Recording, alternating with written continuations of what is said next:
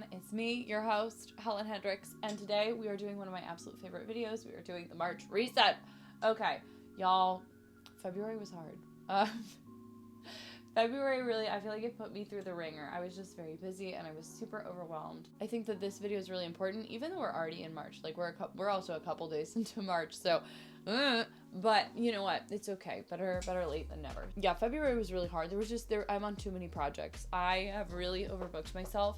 And it's hard because I'm really passionate about everything that I'm doing. I'm sorry, I'm like, my inner Montessori child is like trying to cross their legs. And anyways, so I'm really passionate about everything that I'm doing, but admittedly I'm doing way too much and it's really frustrating. I don't know, it's hard. It's like if I'm doing less than I'm currently doing, I feel like I'm not doing enough. But admittedly, I'm like, girl, this is not a sustainable pace of work.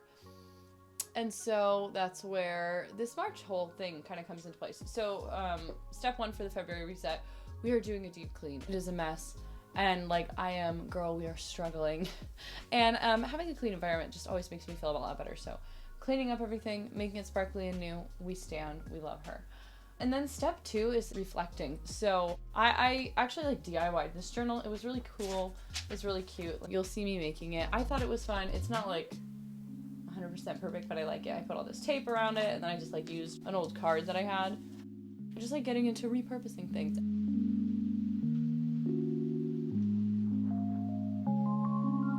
I journaled about how I'm feeling, which is very common for me, but I just kind of did this with like how I'm feeling and how I want it to change going forward. And so one of the things I realized was like, I don't care how good my voice sounds if I am deeply unhappy and tired.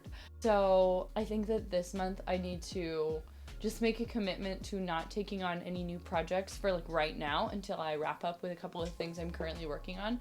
For my goals this month, it's very strange. I'm really cutting back. I'm trying not to have as much monthly stuff that I need to do. Anyways, like you'll see when I do the board, there's no like piano pages. So normally what I do is I go through a piano adventures level a month. And last month I got so overwhelmed, I did not finish. So what I'm gonna do this month is just, the goal is not like, oh, I have to do this many pages of these many books every day.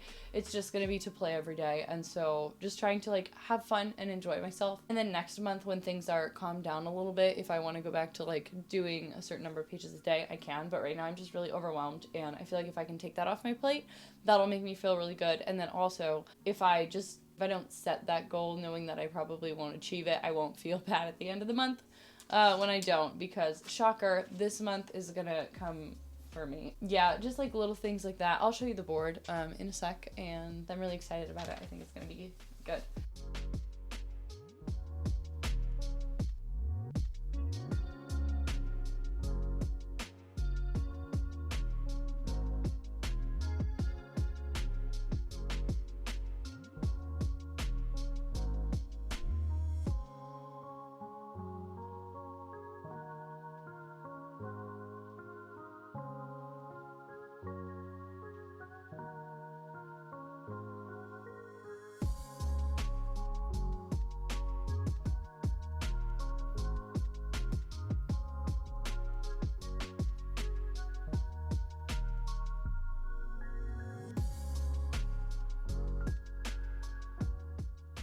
I did hit my reading goal, which I was super happy about. So these are the books I read in February. These are not actually in the order I read them, I don't think. So I read this. It is Groucho Marx, Memoirs of a Mangy Lover. It was fine. There were parts of it that I found really interesting and funny. There were parts of it that were wildly offensive. And I guess that's, what else do I expect from a book where the copyright is 1963. This was actually really helpful because in my play, I'm in a play right now for those of you that don't know, for all three of you watching this, it's set in the 1950s. It really helped me to like kind of get a better understanding of the time, people's ideas about politics and like what would be considered funny then. That was absolutely not funny now. Sorry, Groucho. Some of it was still very funny and not offensive and absolutely lovely, and some of it I was very offended. We have The Life-Changing Magic of Tidying Up by Marie Kondo. I really liked this. Last month I Marie Kondo'd my home and somehow it's still a mess, so but this really helped me just kind of feel like I could have permission to get rid of things that weren't serving me. I notice now that when I clean my place, it doesn't take me nearly as long and I don't have as much stuff, which is crazy because like obviously I still have a lot of stuff. The Violinist of Venice. I actually really liked this. Basically, she has like a love affair with Vivaldi and he's like her music teacher, which like I will not be sleeping with any of my music teachers, but it was fun. It was well written ish. It wasn't that it was poorly written, but this is not like highbrow literature. And what I really enjoyed that I wasn't necessarily expecting to enjoy was like the author has a musical background, and so I really enjoyed reading about music, but reading about music from a perspective that wasn't super stuffy. A lot of the time when I read about music, it's very like academic and super like buttoned up, and that's not what music is for me. They're freaking wild and out. Like, these composers are absolutely nuts.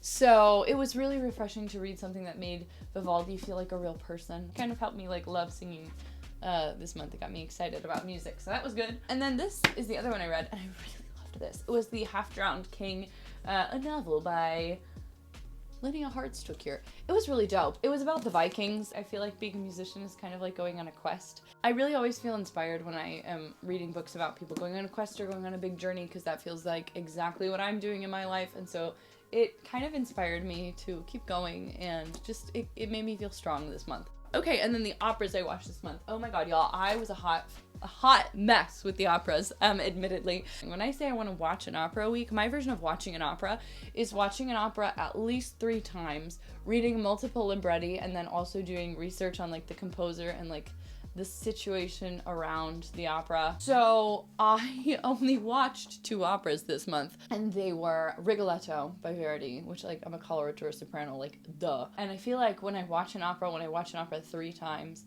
I start to really get the music in my head. I start to really understand what's going on in the plot, and like it's really helpful when you watch something that many times with different casts every time, because you get to see the different voices that are suitable for a role and what everyone brings to it. Seeing that is really cool, and it teaches me a lot about singing. What was the other opera I watched? Hansel and Gretel. I watched several of that.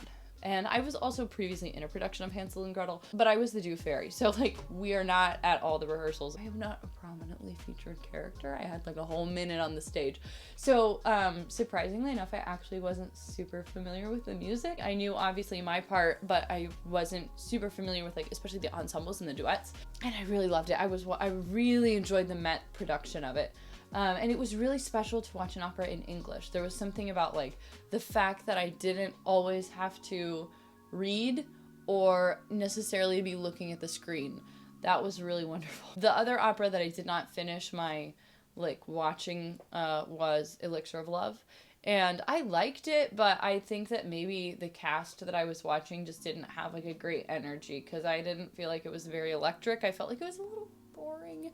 But I love Donizetti, so I think that I should just like get through that recording and go on to something else, like another recording of Elixir of Love that maybe I like better, like with a cast that I'm more into.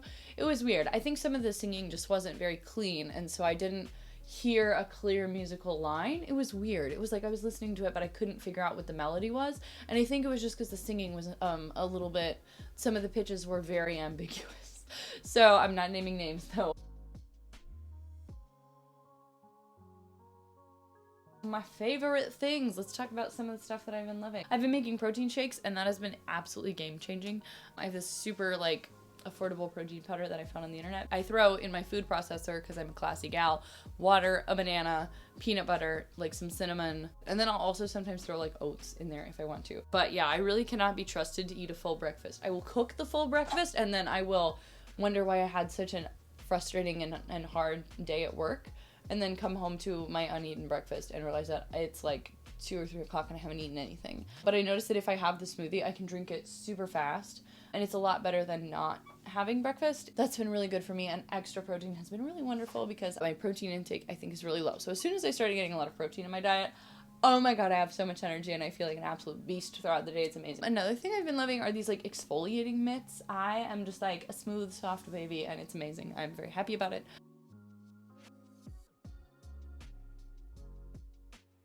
I really need to get my life together.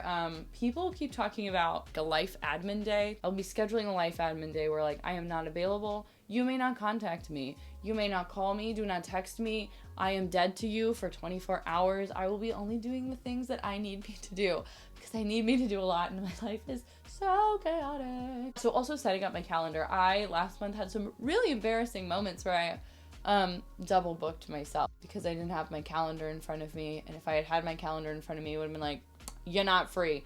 So I'm gonna go back to my old calendar system and I will insert right here a really quick video of me showing you how that works.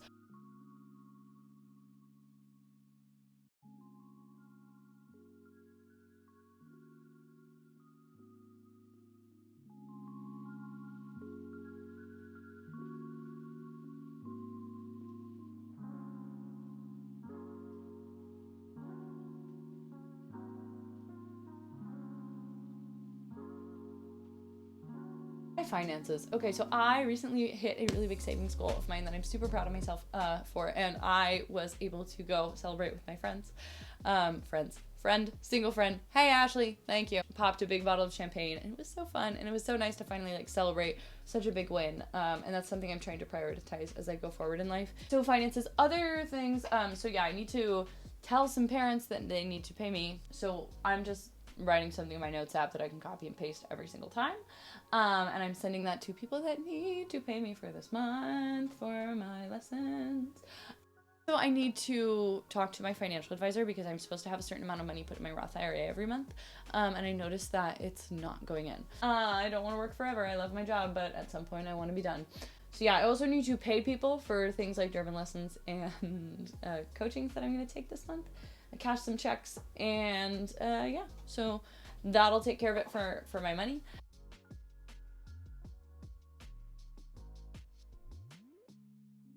And then I wanted to talk about some things that I'm really looking forward to this month in March. Number one is spring break and finally having some time to rest. I feel like I've just been going since the beginning of like before last semester. So having a second to just sit still, oh my God, glorious. This month, I am very excited to say that I get to give the pre-show lectures for Così fan tutte. So I get to write lectures and actually like help teach people about this art form that I'm super passionate about. So you can definitely expect some Così related content.